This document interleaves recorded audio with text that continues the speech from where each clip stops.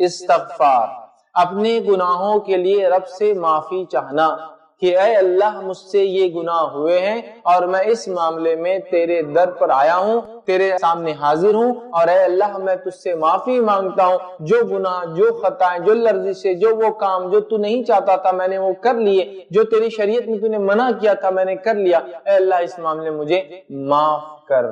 استغفار، استغفار یاد رکھیے یہ پہلی چیز ہے، پہلا سبب ہے جس کے تھرو، جس کی وجہ سے ہم اپنے گناہوں کو معاف کروا سکتے ہیں۔ نبی اکرم صلی اللہ علیہ وسلم کے تعلق سے آتا ہے، حالانکہ آپ گناہ نہیں کرتے تھے لیکن امت کو آپ ٹریننگ دے رہے تھے، امت کے لیے چونکہ آپ نمونہ تھے، آپ کے تعلق سے آتا ہے آپ ہر روز دن میں 70 یا 100 مرتبہ توبہ اور استغفار کرتے، اپنے گناہوں کی معافی چاہتے، حالانکہ آپ گناہ نہیں کرتے تھے۔ امت کو درخیر ٹریننگ تھی کہ اگر امت کا لیڈر جو نمونہ ہے وہ اگر دن میں امتیوں 70 سے 100 مرتبہ استغفار کرتا ہے تو تمہیں کیا ہوا، حالانکہ ہم تو گناہ کرتے، پھر ہم کیوں نہیں کرتے؟ تو یہ ٹریننگ تھی، ایک طرح سے بتایا جا رہا تھا کہ جب نبی کرتے ہیں تو تمہیں بھی کرنا ہے۔ تو استغفار ہمیں کثرت سے کرنا ہے، اس لیے کہ یہ انبیاءوں کا عمل تھا، اور استغفار اور توبہ انبیاء علیہ السلام بغیر گناہ کے اس لیے کرتے ہیں، اس لیے کہ یہ عبادت ہے۔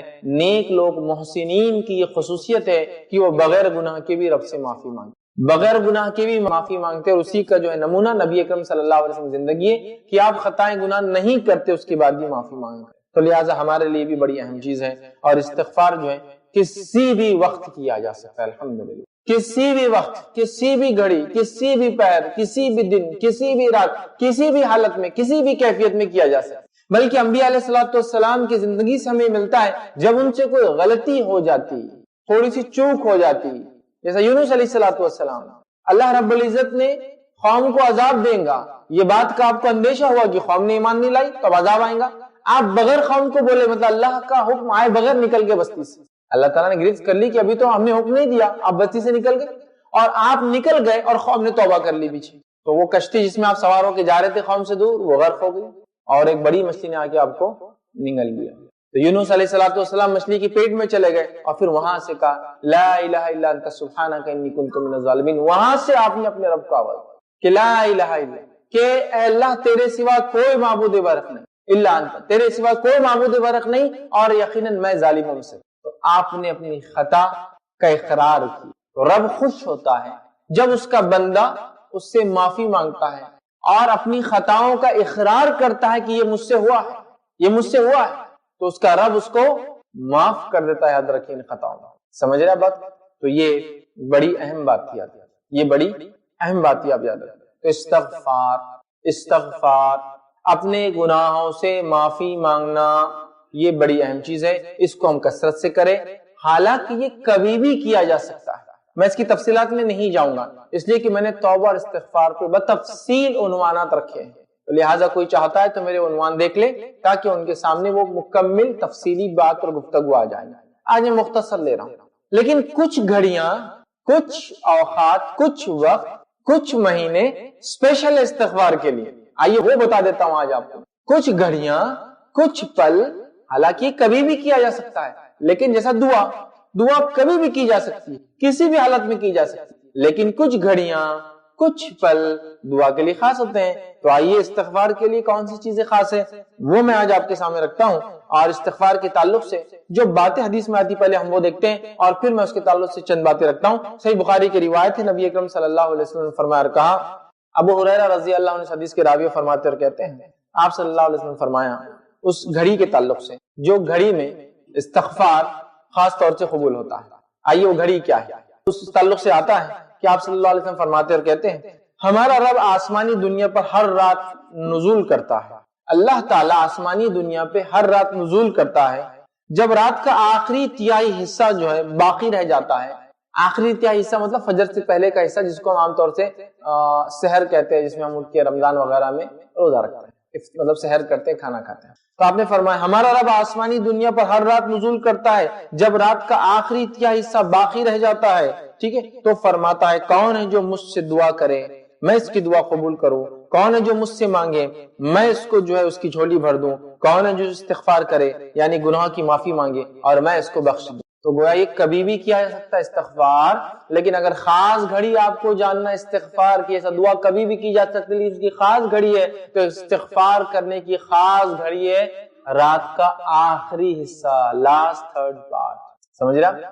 اس میں استغفار جب بندہ کرتا ہے تو رب خود منادی دیتا ہے، کوئی ہے میں معاف کرنے بیٹھا، کوئی ہے استغفار کرنے والا، اپنے گناہوں کی معافی مانگنے والا، میں معافی دینے بیٹھا، سمجھ رہے آپ؟ استغفار تو کبھی ہو سکتا ہے لیکن خاص گھڑی ہے، ہر آدمی ہر روز رات کے آخری پہر لاسٹ تھرڈ میں اپنے رب سے معافی مانگ سکتا ہے۔ یہ ٹائم دعا بھی قبول ہوتی ہے، یہ ٹائم اللہ جھولی بھر دیتا ہے، اور یہی ٹائم ہے جب اللہ معافی دیتا ہے اپنے بندوں، ٹھیک ہے؟ تو اس وقت اٹھ کے تہجد جس سے کہتے ہیں، نبی اکرم صلی اللہ علیہ وسلم اس کو ہمیشہ پڑھتے تھے، وہ وقت ضرور اٹھ کر ہم اللہ سے دعائیں کریں، ٹھیک؟ اسی طرح جو ہے سورہ آل عمران سورہ نمبر 3 آیت نمبر 135 میں اللہ فرماتا اور کہتا ہے مومنوں کے تعلق سے، اور کہتا ہے والذین اذا فعلوا فاحشۃ او ظلموا انفسهم ذکروا اللہ فاستغفروا لذنوبهم ومن یغفر الذنوب الا اللہ ولم یصروا علی ما فعلوا وهم یعلمون۔ اللہ فرماتا اور کہتا ہے جب ان سے کوئی فاحش کام ہو جاتا ہے، مومنوں کی صفت بتا رہا ہے، جب ان سے کوئی فاحش کام ہو جاتا ہے یا وہ اپنی نفس پر ظلم کر بیٹھتے ہیں، تو اللہ فرماتا ہے مومنوں کی صفت یہ، تو اپنے وہ گناہوں کے لیے جو ہے ظلم کر بیٹھتے ہیں تو انہیں اللہ یاد آ جاتا ہے، وہ اللہ کا ذکر کرتے ہیں اور استغفار کرتے ہیں، اور اللہ کے سوا گناہ کون بخش سکتا ہے، وہ جانتے بوجھتے گناہوں پر اصرار نہیں کرتے۔ تو مومنوں کی صفت کیا ہے؟ جانتے بوجھتے گناہوں پر اڑ نہیں جاتے، گناہ ہوتے اللہ کا ذکر کرتے، اللہ کو یاد کرتے اور اپنے گناہوں کا استغفار کرتے ہیں، تو یہ مومنوں کی صفت ہے۔ اسی طرح جو ہے استغفار کے لیے خاص مہینہ بھی ہے، حالانکہ کبھی بھی کیا جا سکتا ہے۔ وہ کون سا مہینہ ہے؟ رمضان، اس لیے کہ نبی اکرم صلی اللہ علیہ وسلم حدیث میں کیا فرمایا؟ ابن خزیمہ کی روایت ہے لعنت و ہلاکت و بربادی اس شخص کے لیے جو رمضان جیسا مہینہ پائے اور اس مہینے میں اپنی مغفرت نہ کرا سکے۔ تو پتا چلا رمضان کا مہینہ اسپیشل سیزن ہے، اسپیشل آفر ہے استغفار کے لیے کہ ہم کثرت سے اپنے رب سے توبہ کر لے اور استغفار کر لے اور اپنے گناہوں کی معافی کر لے، اور جو ایسا نہ کر سکے اس پر لعنت ہے، لعنت ہے شخص پر جو رمضان کا مہینہ پا کر اپنے گناہوں کی معافی نہ منگوا لے۔ کتنی زبردست بات کہی گئی ہے نا؟ تو گویا ایک وقت بھی گھڑی بھی ہے، ایک مہینہ بھی خاص ہے اس کے لیے۔ افسوس کی بات ہے رمضان ہماری زندگی میں آتا اور چلا جاتا ہے، ہم اس کو یوں ہی ایزی لے لیتے ہیں۔ اسی طرح جو ہے معافی کے لیے، استغفار کے لیے ایک خاص رات بھی یاد رکھیں جس میں اللہ تعالیٰ بالخصوص توبہ اور استغفار کو قبول کرتا ہے۔ وہ کون سی رات ہے؟ رمضان کے اندر آنے والی شب قدر جس کو ہم کہتے ہیں، یہ رمضان کے آخری عشرے کی طاق راتوں میں سے کوئی ایک رات ہے، کوئی ایک فکس ایک رات نہیں ہے، آخری عشرے کی طاق راتوں میں سے کوئی ایک رات ہے۔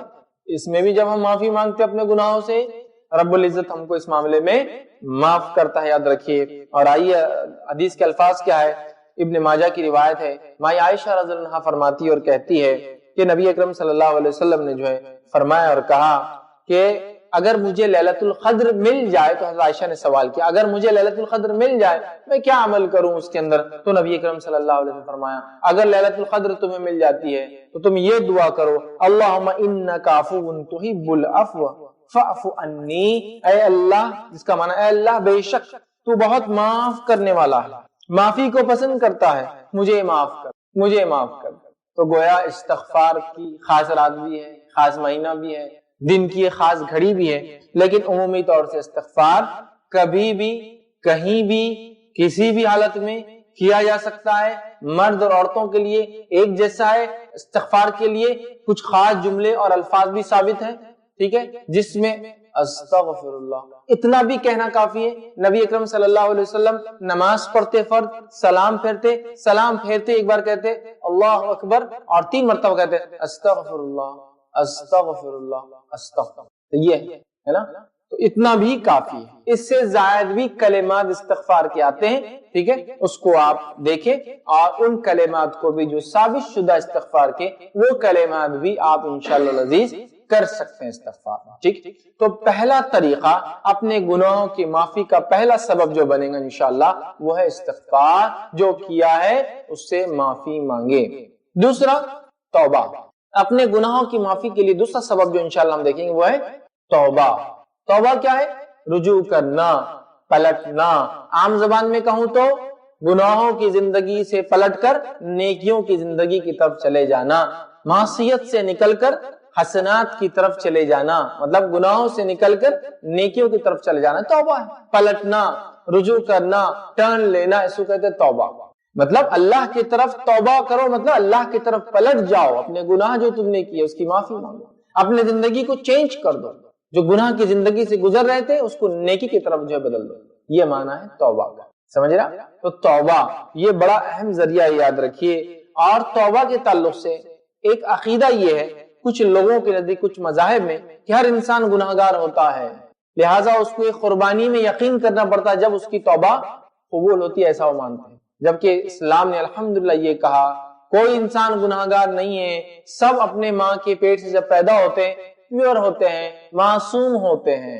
یہ الگ بات ہے کہ بعد میں وہ گناہ کرتے ہیں، یاد رکھیں۔ تو اسلامی عقیدہ یہ نہیں کہ ہر آدمی گناہگار ہے، ٹھیک ہے، اور پھر اس کو اپنے گناہوں کی معافی کے لیے کسی کو قبول کر، نہیں، اسلام کہتا ہے ہر آدمی جو فطرت پر پیدا ہوتا ہے، ہر بچہ فطرت پر ہوتا ہے، یہ اس کے والدین ہیں جو بعد میں اس کی فطرت کو چینج کر دیتے ہیں، بدل دیتے ہیں، سمجھ رہے ہیں؟ ہر آدمی فطرت پر ہوتا ہے اور فطرت میں انسان پاک ہوتا ہے، صاف ہوتا ہے، تو یہ بات بڑی اہم ہے، یاد رکھیں، ٹھیک ہے۔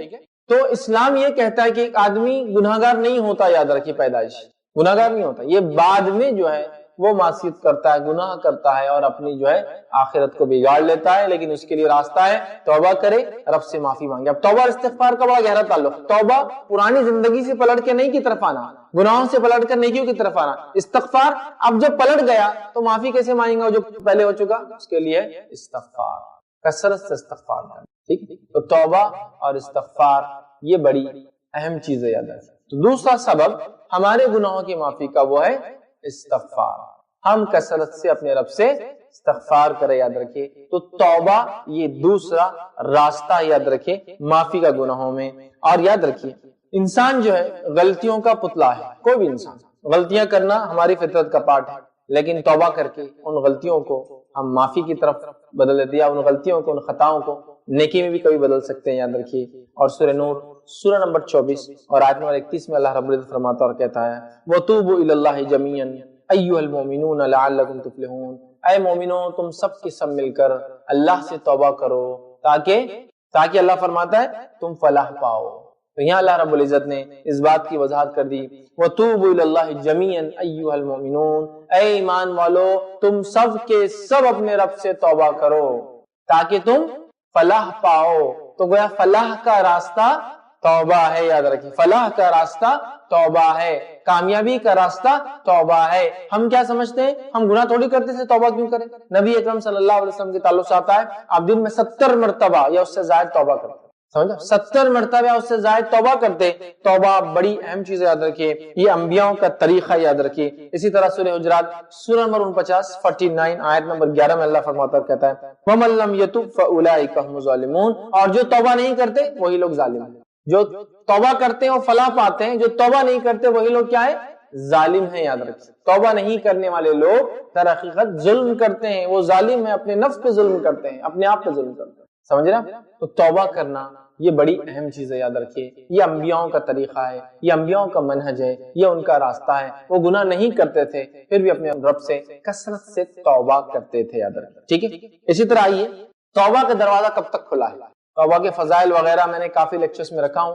توبہ کا دروازہ کھلا کب تک ہے؟ کب تک ایک آدمی توبہ کر سکتا ہے؟ کیا لیمیٹیشنز ہے اس میں؟ تو یہ جاننا ضروری ہے۔ ایک انسان کو اپنے گناہوں کی توبہ اپنی زندگی میں خود کرنا ہو۔ یہ بھی ہے کہ مومنوں کا استغفار مومنوں کے لیے قبول ہوتا ہے، لیکن یہ گریس مارکس ہم کہہ سکتے، گریس مارکس ہوتے ہیں، یہ وہ مارکس نہیں ہوتے جس سے انسان پاس ہو جائے۔ یہ آپ کی درجات تو بلند کر سکتا ہے لیکن نجات نہیں دلوا سکتا۔ اگر آپ کفر پہ مر گئے، شرک پہ مر گئے تو کسی کا استغفار، نبی کا استغفار بھی کام نہیں آتا ہے نا؟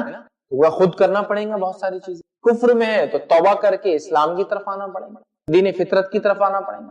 معصیت گناہوں کی زندگی تھی، مسلمان تو ہے، توبہ کرنا پڑے گا ان گناہوں سے۔ اس کے بعد دیگر لوگوں کی توبہ بھی ہوتی ہے لیکن خود کرنا ہے۔ تو کب تک دروازہ توبہ کا کھلا ہوتا ہے، یہ بات کو ہم جان لیں۔ اور توبہ کے تعلق سے اللہ رب العزت فرماتا اور کہتا ہے، جو کہ سورہ نحل سورہ نمبر 16 آیت نمبر 119 میں اللہ فرماتا اور کہتا ہے ثم ان ربک للذین عملوا السوء بجہالۃ ثم تابوا من بعد ذلک واصلحوا ان ربک من بعدها لغفور رحیم۔ اللہ فرماتا ہے جن لوگوں نے لا علمی کی بنا پر برا کام کر لیا، اللہ فرماتا ہے ثم ان ربک للذین عملوا السوء بجہالۃ، جن لوگوں نے لا علمی میں گناہ اور معصیت کا کام کر لیا، پھر فرماتا ثم تابوا من بعد ذلك، اور اس کے بعد ان لوگوں نے توبہ کر لی اپنے ان گناہوں سے، پھر فرماتا ہے واصلحوا، اور اپنے گناہوں کی اصلاح بھی کر لی، تو یقین آپ کا رب ان کے لیے ان کی توبہ کے بعد بہت معاف کرنے والا اور بہت رحم کرنے والا ہے۔ تو ہم نے گناہ کیا، غلطی ہوئی، معصیت ہوئی، خطا ہوئی، اس کے بعد ہم نے کیا کیا؟ اللہ رب العزت سے معافی مانگ لی۔ تو جیسے ہی معافی مانگتے ہیں اس غلطی اور خطا پہ، تو ہمارا رب ہم کو جو ہے معاف کر دیتا ہے۔ بلکہ حدیثوں میں تو آتا ہے انسان جتنے گناہوں کے ساتھ رب کی طرف جا کر ملیں گا اور توبہ کریں گا، رب العزت اتنی ہی مغفرت کے ساتھ اس سے آگے ملے گا۔ انسان گناہ لے کر آئیں گا، رب معافی کے ساتھ اس سے ملے گا۔ سمجھ رہے آپ کتنی اہم بات ہے، کتنی اہم بات ہے۔ توبہ کو یاد رکھیے، اپنا شعار، اپنی علامت، اپنی پہچان اور اپنا طریقہ ہم بنا لیں، ٹھیک ہے؟ یہ بڑی اہم بات ہے، ٹھیک۔ اسی طرح اللہ رب العزت جو توبہ کے جو فضائل بہت زیادہ آتے یاد رکھیں، لیکن اب توبہ کب تک قبول ہوتی ہے، اس کا لمٹ کیا ہے؟ تو آئیے، پہلی چیز، توبہ نزع کی حالت میں جانے سے پہلے تک قبول ہوتی ہے۔ بس ایک انسان کی جب زندگی کا معاملہ لے لے تو نزع سمجھتے ہیں، جب ایک قسم کی آواز گلے سے آتی ہے، کب ہوتا ہے یہ؟ موت سے کچھ لمحہ پہلے، ٹھیک۔ وہ آواز جب نکلتی ہے وہ آواز سے پہلے تک، ٹھیک ہے، یہ ایک انسان کے لیے فردی لمٹ، اس کے بعد توبہ قبول نہیں ہوتی۔ آئیے اس کے تعلق سے ہم دیکھتے ہیں، ابن ماجہ کی روایت ہے، نبی اکرم صلی اللہ علیہ وسلم فرمایا اور کہا ان اللہ لا يقبل التوبۃ العبد ما لم یغرغر، اللہ کے رسول صلی اللہ علیہ وسلم فرماتے ہیں کہ اللہ تعالیٰ، بے شک اللہ تعالیٰ بندے کی توبہ قبول کرتا رہتا ہے، کب تک؟ اس وقت تک جب تک کہ غرغرہ، ایک موت سے پہلے آواز آتی ہے، وہ آواز جب تک نہیں نکلتی تب تک معاف کرتا ہے۔ تو انڈیویجولی دیکھا جائے تو اپنی زندگی کے خاتمے سے پہلے تک ہم توبہ کر سکتے ہیں، ویسے تو روز کرنا چاہیے، لیکن نہ بھی نصیب ہو تو موت سے پہلے، وہ آواز آنے سے پہلے، جبکہ جان پیروں سے نکل جاتی ہے، جان ہے نا، پیر رگڑتا انسان، نکلتی ہے، آخر آواز آتی ہے، نکل جاتی ہے اور آنکھیں اس کو پیچھا کرنا شروع کر دیتی ہے۔ اس لیے آپ صلی اللہ علیہ وسلم نے فرمایا جب کوئی انتقال کر جاتا ہے اس کی آنکھیں بند کر دینی چاہیے، اس لیے کہ اس کی نظریں اس کا پیچھا کرتی ہیں۔ اس آواز تک توبہ ہے، معافی ہے، ٹھیک۔ اسی طرح دوسرا، یہ تو ایک فرد کا ہو گیا، دوسرا، سورج جب تک جو ہے اپنی سمت سے الٹا نہ نکل جائے، مشرق سے نکلتا ہے مغرب میں ڈوب جاتا ہے، ٹھیک، جب مغرب سے نکلیں گا اور مشرق میں ڈوب جائیں گا، الٹا ہو جائیں گا، وہ کب ہوں گا؟ قیامت سے پہلے، تب پھر توبہ قبول نہیں ہوں گی، یاد رکھیے۔ صحیح مسلم کی روایت ہے، نبی اکرم صلی اللہ علیہ وسلم فرمایا کہا جو شخص توبہ کر لے اس سے پہلے کہ سورج اپنے غروب سے طلوع ہو جائے، مغرب سے نکل جائے، تو اللہ اس کی توبہ قبول کر لیتا ہے۔ انڈیویجول لیول پر موت تک، قومی لیول پر یا پوری ہیومینٹی لیول پر، وہ آخرت سے پہلے، مطلب قیامت کی بڑی علامت آنے سے پہلے تک توبہ قبول ہوتی، یاد رکھیے۔ اسی طرح جو شخص بدعت کرتا ہے اس کی توبہ قبول نہیں ہوتی۔ بدعت سمجھتے ہیں آپ؟ دین میں کوئی نیا کام ایجاد کرنا، دنیا میں نہیں، دنیا میں تو کیجئے، ایک سے ایک ڈسکوریز، انوینشنز کرتے رہیے، دین میں کوئی نیا کام کرنا بدعت ہے، جس کی اصل یا بنیاد شریعت میں نہ ہو وہ بدعت ہے۔ تو بدعت کرنے والے کی توبہ نہیں۔ صحیح ترغیب و ترہیب کی جو ہے روایت ہے، نبی اکرم صلی اللہ علیہ وسلم فرمایا اور کہا یقین اللہ نے ہر بدعتی سے توبہ چھپا دیا ہے، یقین اللہ تعالیٰ نے ہر بدعتی سے توبہ چھپا دیا ہے، جب تک وہ اپنی بدعت کو چھوڑ نہ دے، جب تک اپنی بدعت کو چھوڑ نہ دے۔ تو جو لوگ دین میں بدعت کرتے ہیں توبہ کا دروازہ اپنی نفس پہ خود بند کر لیتے ہیں، کلوز کر لیتے ہیں، کھولیے اس دروازے کو، بدعتوں کو جانیے کیا ہے، ورنہ آج افسوس کی بات ہے بدعتوں کو لوگوں نے دین سمجھ لیا اور دین کو بدعت سمجھ لیا، مطلب جو دین ہے، جو سننا ہے وہ بدعت ہو گئی، جو بدعت ہے وہ سننا بن گئی۔ دیکھیے کیا کچھ نہیں دن اور مہینوں اور راتوں اور دنوں کے اعتبار سے جو منایا جا رہا ہے، اس چیز کو سمجھنے کی بہت زیادہ سخت جو ہے ضرورت ہے، یاد رکھیں، ٹھیک۔ اسی طرح جو ہے ایسی حالت میں بھی توبہ قبول نہیں ہوتی جس کو کہتے ہیں ایمان یاس، مطلب مایوسی کے وقت جب انسان توبہ کرتا ہے تو بھی قبول نہیں ہوتی۔ یہ کون سی کیفیت ہے؟ مایوسی کے وقت توبہ کرنے سے قبول نہیں ہوتی۔ یہ وہ کیفیت ہے جس کو اگر آپ کو سمجھنا ہے تو آپ فرعون کو دیکھیے، جس کے تعلق سے قرآن نے فرمایا اور اللہ فرماتا سورہ یونس سورہ نمبر 10 آیت نمبر 91 میں اللہ نے اور فرمایا الآن وقد عصیت قبل وکنت من المفسدین، اس نے کیا کیا؟ جب ڈوبنے لگا تو پھر کہا اب میں لاتا ہوں ایمان، الان اب میں لاتا ہوں ایمان۔ اب تو اللہ فرماتا وقت گزر چکا، اس سے پہلے تو تو نے نافرمانیاں کی اور دنیا میں بڑا فساد مچایا۔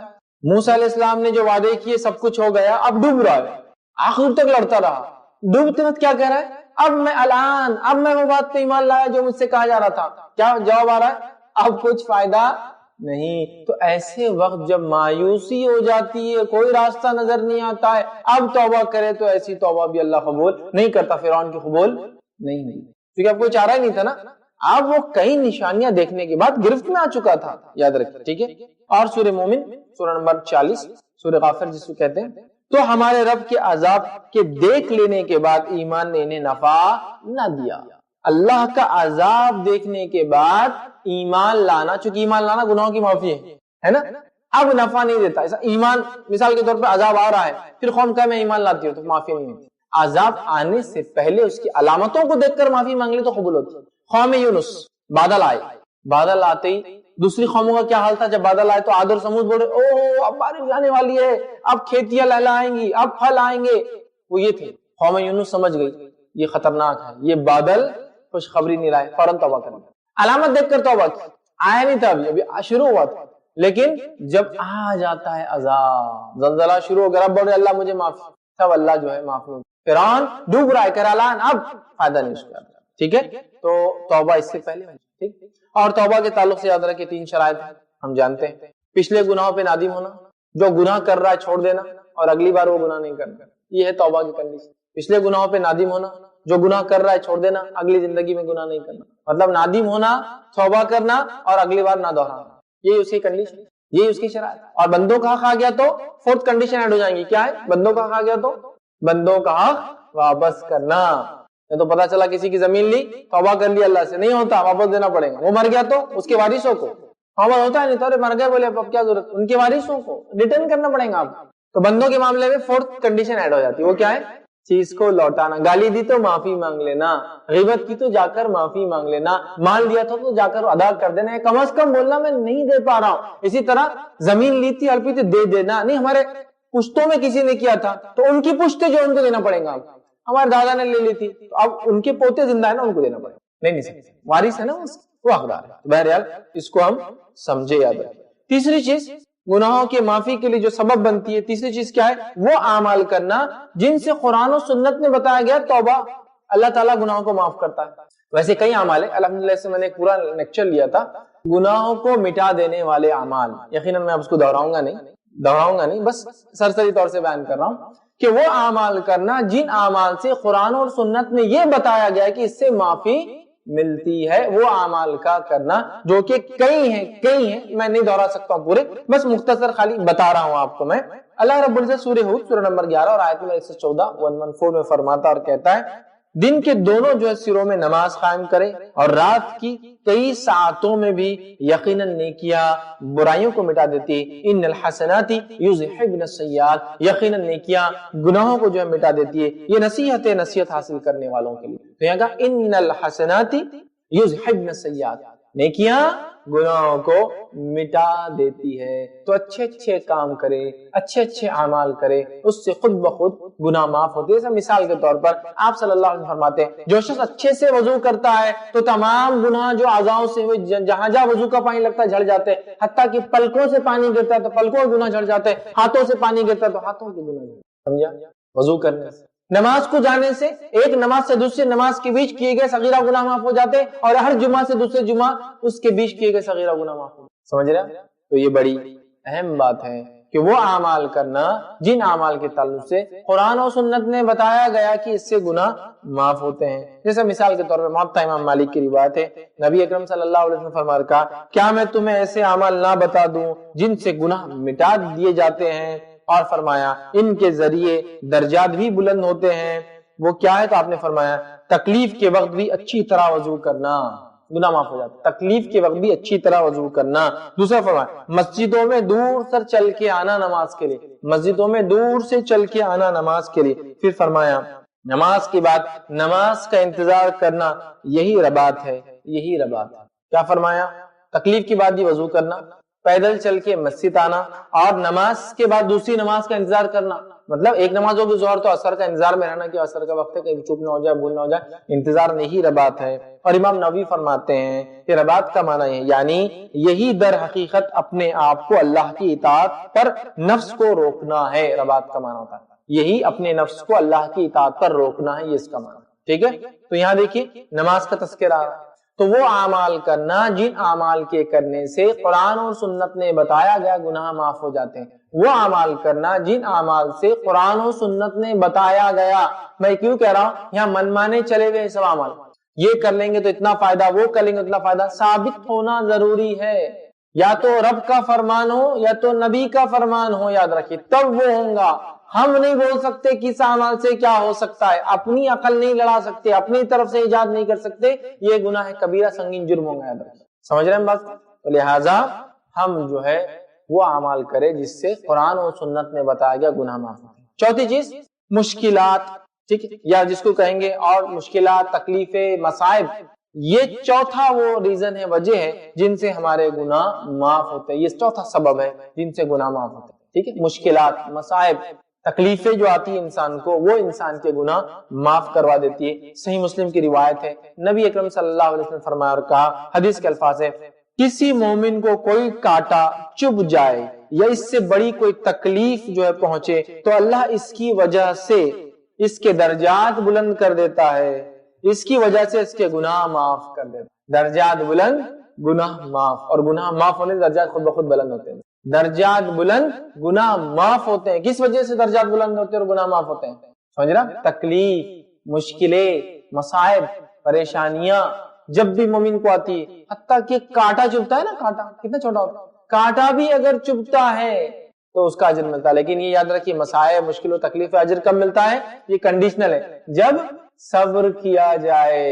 آپ جزا فضا کر دے، رو لے دھو لے، رونا فطری چیز ہے، میں وہ نہیں کہہ رہا ہوں، لیکن ہمارے ساتھ ہی ہونا تھا، ہمارے خاندان میں ہوتا، ہمارے بچوں کو ہوتا، ہمارے گھر میں ہی ہوتا، آپ نے کیا کیا؟ کمپلین کر دی اللہ کے سامنے، ان کے پاس اتنا مال ہے، وہاں چوریاں نہیں ہوتی، ہم غریب ہیں، ہمارے پاس ہی ہوتی، ان کو اتنے بچے ایک بھی نہیں مرا، ہمارا ایک ہی لڑکا تھا مر گیا۔ ہاں یہ ایشو ہے، آپ نے رو دیا، کمپلین کر دی، تقدیر کو کوس دیا، پھر نہیں ہوتا، سمجھا؟ صبر کرے، مصیبتوں، مشکل، تکلیف، حتیٰ کہ کانٹا بھی چبھتا ہے، کانٹا کتنا چھوٹا ہوتا ہے تو بھی مومن کو اجر دیتا ہے۔ درجات بلند، گناہ معاف، سبحان اللہ، سمجھ رہے ہیں؟ یہ بڑی اہم بات ہے، درجات کا بلند ہونا، ایک درجہ بھی بلند ہونا جنت میں کیا مقام دے سکتا ہے، ہم امیجن بھی نہیں کر سکتے، بس ایک حدیث سے بات کو سمجھ سکتے کہ ایک درجہ کیا ہو سکتا ہے۔ حدیث میں الفاظ ہے، ابن آدم کو جنت میں جانے کے بعد کوئی افسوس نہیں ہوگا سوائے ایک افسوس کے۔ جنت میں بھی ایک افسوس ہے، سبحان اللہ، ایک افسوس ہے۔ ابن آدم کو کوئی افسوس نہیں ہوگا جنت میں جانے کے بعد سوائے ایک افسوس کے، جب جنت میں جا کے جنتیوں کے درجات بلند بلند دیکھیں گا تو کہیں گا ہائے افسوس، دنیا میں وہ وقت جو ضائع کیا تھا، اللہ کا ذکر کر کے آتا تو شاید ایک درجہ بلند ہوتا۔ تو جنتی بھی ایک ہی چیز پر افسوس کریں گے، وہ ہے وقت کے ضائع کرنے، اور وہ کیوں کریں گے؟ جنت کے بلند درجات دیکھ، کیا درجات ہیں، ایک ایک درجے کی کیا کیا فیسلٹیز ہوں گی، امیجن بھی نہیں کر سکتے۔ ہلکے سے ہلکا درجہ بھی اتنا ہے جس کی نعمتیں دنیا میں سوچ بھی نہیں سکتے، بٹ ان میں بھی کتنے ہیں، اور ہر درجے سے دوسرے درجے کا فاصلہ اتنا ہے جتنا زمین سے ایک ستارہ دکھتا ہے، مطلب ہر مالے سے دوسرا مال، عام زبان میں کہہ رہا ہوں صرف سمجھنے کے لیے، تشبیہ نہیں دے رہا ہوں، جو جنت جانے ہم نے دیکھے نہیں، سمجھنے کے لیے، مطلب ایک سٹیٹس سے دوسرا سٹیٹس ہوتا ہے نا، بس نیچے، اس کے اوپر، اس کے اوپر، اس کے اوپر، اوپر کے فلیٹس اور مہنگے بکتے ہیں، یہ الگ بات ہے۔ جہاں لفٹ نہیں ہوتی تو وہ لوگوں کو سمجھ میں نہیں آتا اوپر کی کیوں مہنگے، لیکن جہاں لفٹ سسٹم ہوتا ہے لوگ اوپر رہنا پسند کرتے ہیں، تازی ہوا، یہ ٹھنڈی ہوا، ایسی ہوا، ویسی ہوا، ٹیرس، دھوپ، سب ملتا ہے نا، کاسٹلی ہوتے ہیں فلیٹس، مہنگے جاتے ہیں، تو درجات اونچے ہیں، تو اتنا درجے میں فرق ہوگا، جیسا ایک آدمی دوسرے درجے کو جب دیکھیں گا تو دنیا میں کھڑا کہ تارا کیسا دکھتا ہے نا، اتنا فرق ہے۔ 100 شہیدوں کیا، پھر انبیاء اور رسول، شہداء، صالحین اور صدیقین، درجات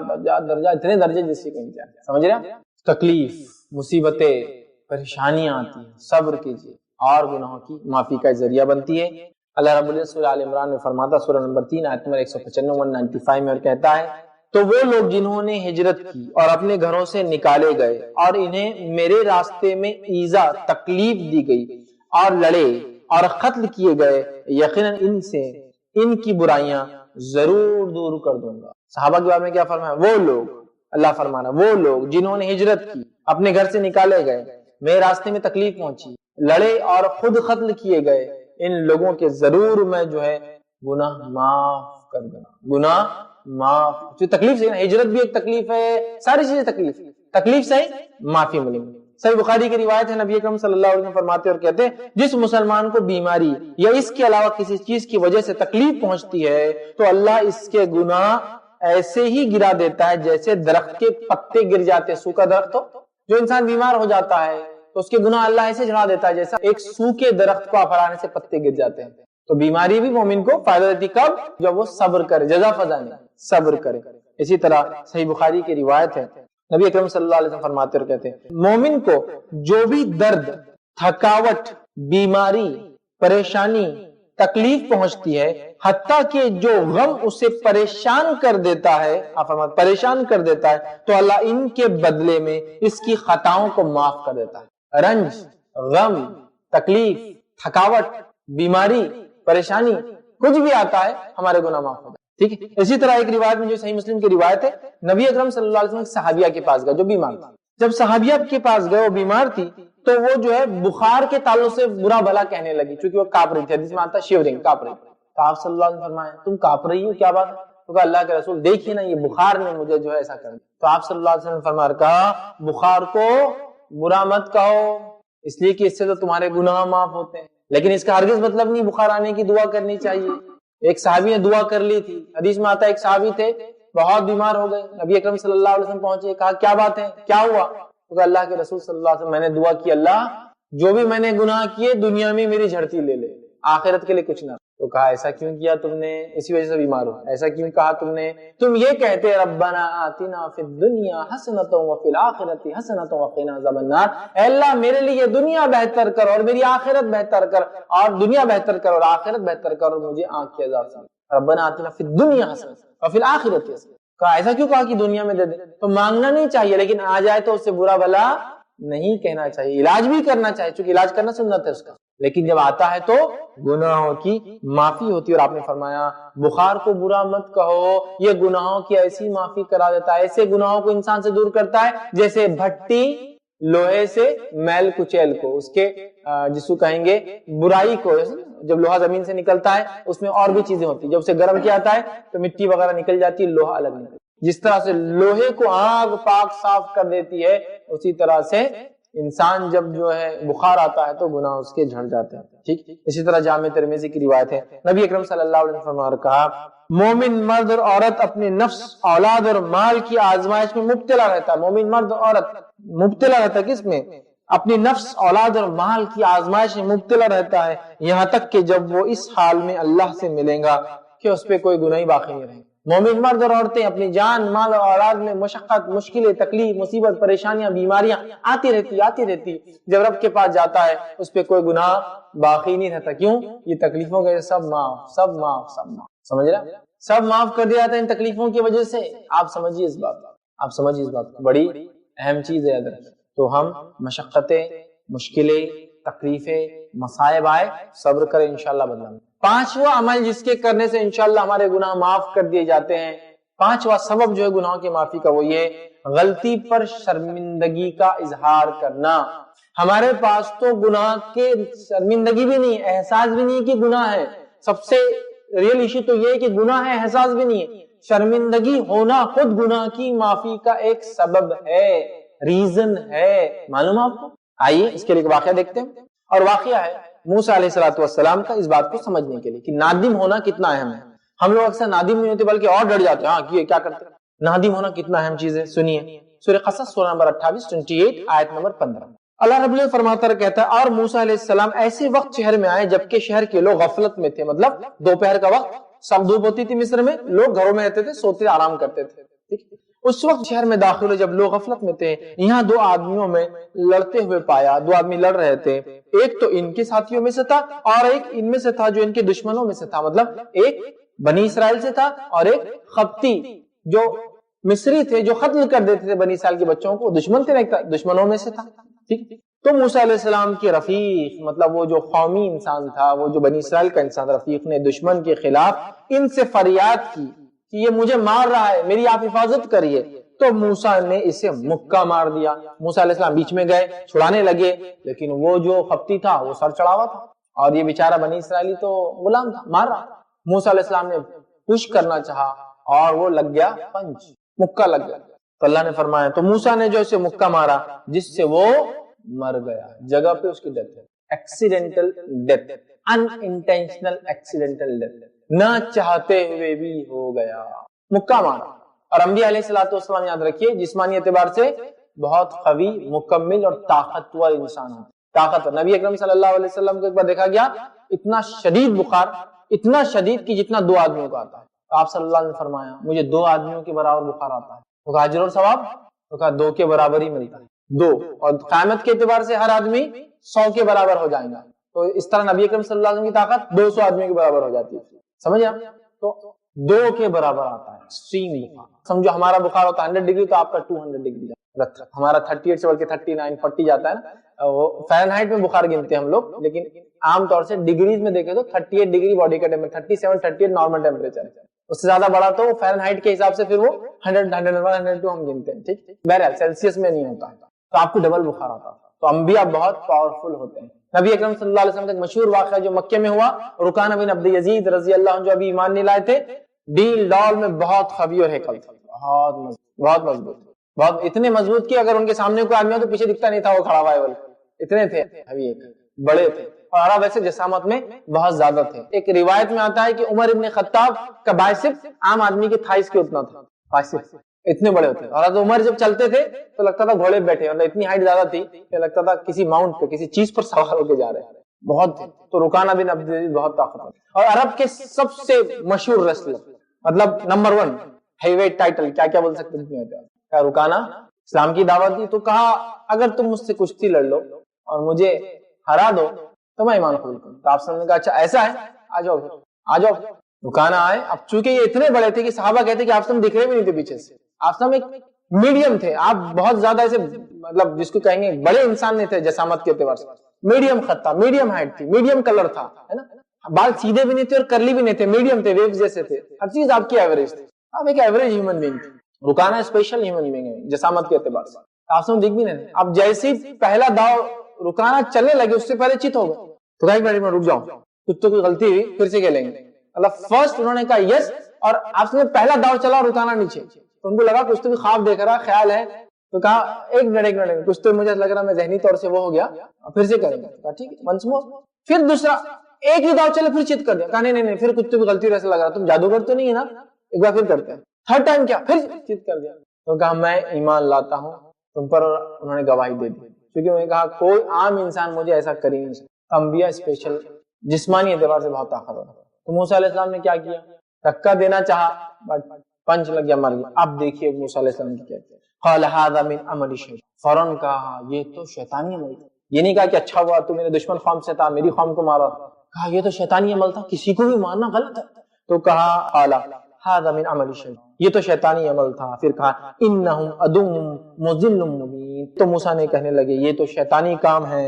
اور پھر فرمایا بے شک شیطان دشمن اور بھٹکانے والا, یہ شیطان تو دشمن اور بھٹکانے والا ہے. قال ربی انی ظلمت نفسی فاغفر لی فغفر لہ, تو کہا اللہ میں نے اپنی نفس پر ظلم کر لیا اس خپتی کو مار کر, اللہ تو مجھے معاف کر. اللہ نے فرمایا فغفر لی فغفر لہ, تو اللہ نے ان کو معاف کیا. کیوں معاف کیا؟ موسیٰ نادم تھے, شرمندہ تھے. ہمارا معاملہ کیا ہے گناہوں پر, دیکھا جائے گا جی, سب کرتے ہم نے کرے تو کیا ہوا, کوئی نئی چیز تھوڑی ہوئی. کم از کم نادم تو ہو یار. چغلی, غیبت, یہ تو بہتان, دیکھیے عورتوں میں, مردوں میں بھی, عورتوں میں کتنا کامن ہے. کبھی کوئی معافی مانگ رہا ہے اس کے, سوچ بھی نہیں رہے گناہ ہے, کبھی نادم بھی نہیں ہے. کیا ہوا کر لیے تو انہوں بھی کرتے ہمارے بارے میں, سمجھ رہے ہیں, کیا ہوا بول دیے تو انہوں بھی بولتے. تو پھر تم میں اور ان میں فرق کیا ہے بھائی, پھر ڈیفرنس کیوں کر رہے ہو, تم بھی اتنے گرے وہ بھی اتنا گرا ہو. کم از کم دل میں ہو. موسیٰ علیہ السلام نادم ہے, تو معلوم ہوا کسی خطا کو انجانے میں کر لیا جائے. بہرحال خطا تو خطا ہے, غلطی تو غلطی ہے. ایسا نہیں ہو سکتا انجانے مارا مر گیا, انجانے مارا تھا نا تو معاف ہے, چلو چلتا, کیا ہوا چلو, نہیں. انجانے میں مارا بھی تو آدمی کی جان گئی, ہیومن لائف بہت امپورٹنس ہے, لہذا معافی تو ضروری ہے, چاہے انجانے میں کیوں. ایکسیڈنٹ ہوا, آپ کا انٹینشن نہیں تھا, پھر بھی کوئی مر گیا, آپ کو اللہ سے بہت سخت توبہ کرنا پڑے گی, چونکہ نہ چاہتے بھی ایک انسانی جان گئی. بہت سے لوگ بولتے بہت تیز چلا رہا تھا, میں کیا کروں, آ کے بڑھ گیا تو میری گاڑی بڑی تھی, مر گیا نیچے آ کے. پھر بھی آپ اللہ سے معافی مانگیں، اللہ ہو سکتا ہے کہ کوئی میری تو خطا نہیں، معافی مانگنا چاہیے، ٹھیک۔ تو پھر جب انسان غلطی کرتا ہے اور پھر رب سے معافی مانگتا ہے تو اللہ تعالیٰ ہمیں جو ہے معاف کرتا ہے، ہماری خطاؤں پہ یاد رکھیے، ٹھیک ہے۔ اسی طرح جو ہے ابن ماجہ کی روایت ہے، نبی اکرم صلی اللہ علیہ وسلم فرماتے اور کہتے ہیں اللہ نے میری وجہ سے میری امت سے 3 چیزیں جو ہے خطا، نسیان اور جبر سے کروایا گیا کام معاف کر، 3 چیزوں کے تعلق سے اللہ نے میری قوم کو معاف کر دیا ہے۔ کیا کیا چیزوں سے معاف کر دیا؟ پہلا خطا، غلطی سے جو ہو جاتا ہے، لیکن نادم ہونا ضروری ہے، غلطی بھی ہو تو نادم ہوں گے ہم، پھر بھی اللہ غلطی تو ہوئی۔ نسیان، بھول سے جو چیز ہوتی ہے اللہ ہم کو معاف کر دیتا ہے۔ اور تیسرا فرمایا جبر، زبردستی کو کرا لے، گن رکھ دیا آپ کے سر پہ اور کہا یہ کام کرو، ٹھیک ہے، تو وہ اللہ معاف کر، کیوں؟ تو وہ مجبور تھا یاد رکھیں، ٹھیک ہے۔ یہ تھا 5ویں چیز، غلطیوں پہ شرمندہ ہونا۔ 6ٹھی چیز کبائر سے بچنا، کبیرہ گناہوں کے بچنے سے معافی ہو جاتی باقی گناہوں کی۔ اور اللہ رب العزت فرماتا سورہ نساء سورہ نمبر 4 آیت نمبر 31-31 میں فرماتا اور کہتا ہے ان تجتنبوا کبائر ما تنحون عنہ نکفر عنکم سیئاتکم وندخلکم مدخلا کریما۔ اللہ فرماتا ہے اگر تم بڑے بڑے گناہوں سے بچتے رہو گے جن کے بارے میں تمہیں بتا دیا گیا ہے تو ہم تمہارے چھوٹے چھوٹے گناہوں کو معاف کر دیں گے اور تمہیں عزت اور بزرگی کی جگہ جنت میں داخل کر دیں گے۔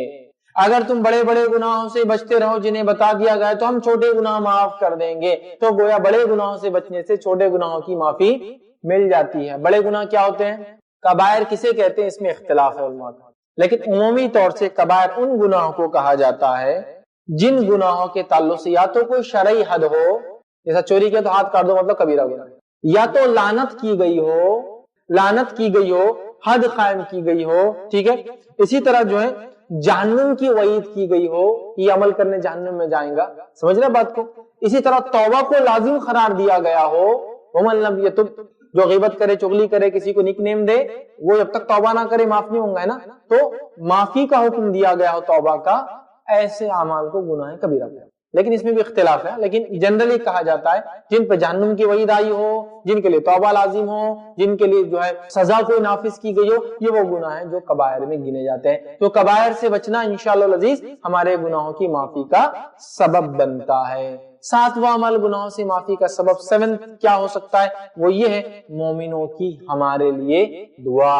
اب ہم نے توبہ استغفار تو کیا، اس کے بعد ساری چیزیں کی، لیکن اس کے بعد بھی اگر کوئی گناہ باقی تھا اور ہم دنیا سے چلے گئے، اب میں سپورٹ کی بات کر رہا ہوں، دوسروں کی بات کر رہا ہوں، یہ تو 7 ہم ہی کر سکتے تھے، تو 7ویں چیز 6 ہم ہی کر سکتے۔ 7ویں چیز کیا ہے؟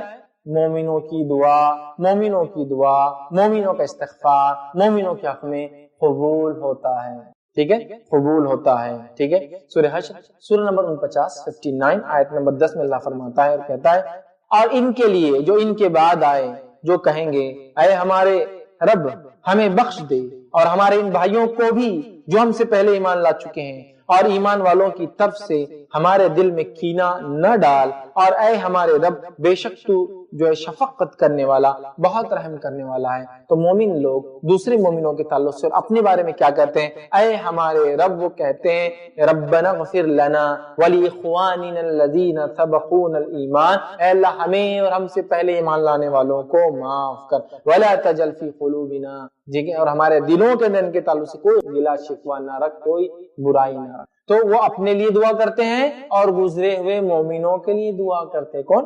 مومن لوگ ہے نا، سورہ حشر اللہ نے فرمایا۔ اسی طرح ابو داؤد کی روایت ہے، نبی اکرم صلی اللہ علیہ وسلم فرماتے اور کہتے ہیں اگر کوئی مسلم موحد توحید پرست فوت ہو جائے اور اس کی نماز جنازہ 40 ایسے لوگ پڑھ لے جو اللہ کے ساتھ شریک نہیں کرتے تھے، مطلب توحید پرست تھے، توحید پرست کا انتقال ہوا، 40 توحید پرست شامل ہو جو شرک نہیں کرتے تھے، تو اس میت کے حق میں ان کی سفارش قبول کر لی جاتی ہے، ان کے حق میں، اس میت کے حق میں ان کی سفارش قبول کر لی جاتی ہے۔ تو گویا پتا چلا نماز جنازہ سفارش ہے اللہ کے پاس، نماز جنازہ سفارش ہے اللہ کے پاس۔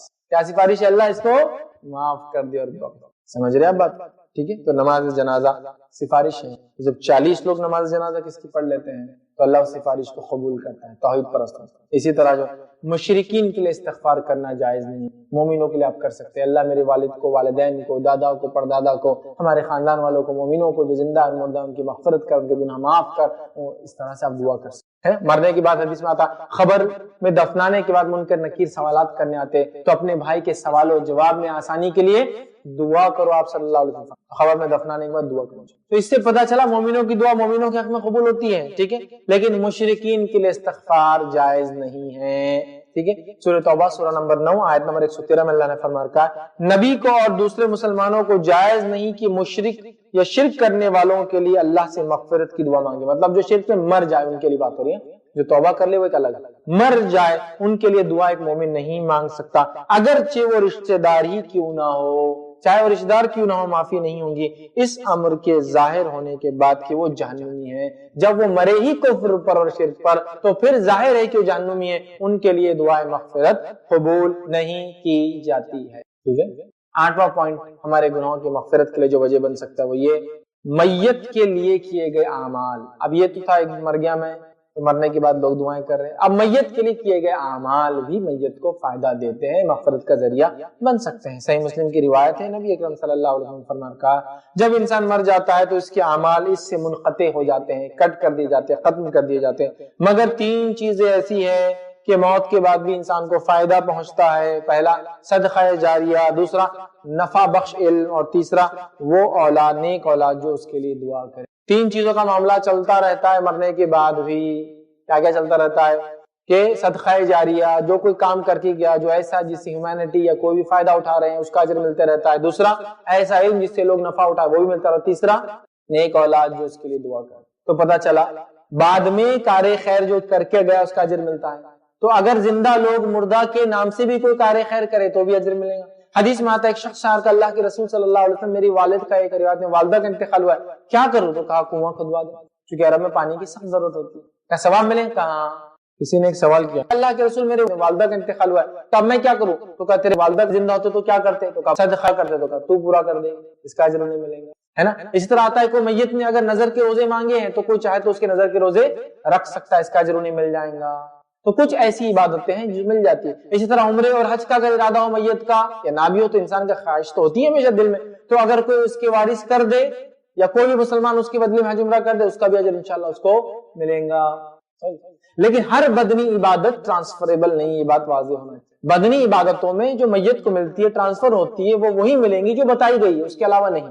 ٹھیک ہے, تو لہٰذا آپ استغفار کیجئے, توبہ کیجئے, خرچ کیجئے, کچھ بھی خرچ پانی کے طور پہ, کوئی چیز بنانے کی شکل میں, کوئی لائبریری, کتاب گھر, اسکول, کالج, اسپتال, ہاسپٹل, مسجد, مدرسہ, یتیم کی کفالت, بیووں کے لیے کوئی مدد, غریبوں کو اناج دینا, اینی تھنگ کچھ بھی ہو سکتا ہے, انشاءاللہ اس کا اجر. اگر اس کے پیسوں سے کرے تو پھر تو اس کا ہی اجر ہے وہ, اور اس کے علاوہ کرے تو اس کا بھی انشاءاللہ اگر وارثین کریں گے یا دوسرے مسلمان تو انشاءاللہ ان کو اس کا اجر ضرور بھی ضرور انشاءاللہ ملیں گا.